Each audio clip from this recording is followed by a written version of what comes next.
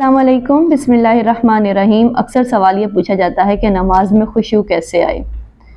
जब आप वज़ू करने के लिए जाते हैं तो इस नीयत से वज़ू करें कि अल्लाह ताला आपको देख रहा है। वज़ू के दौरान किसी से बातचीत ना करें, महज अल्लाह के लिए वज़ू करें।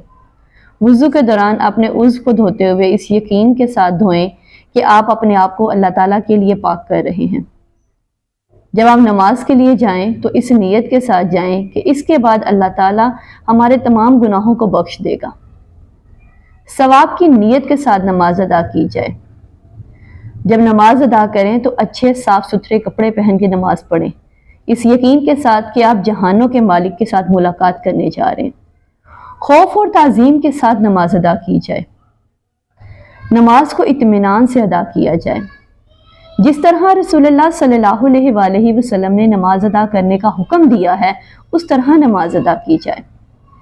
बेहतर है कि नमाज में जो तस्बीहात या दुआएं पढ़ी जाती हैं उनका तर्जमा सीख लिया जाए ताकि खुद भी अंदाज़ा हो कि हम क्या अल्फाज अदा कर रहे हैं, ताकि उसका तर्जमा समझ सके। जज़ाकल्लाह।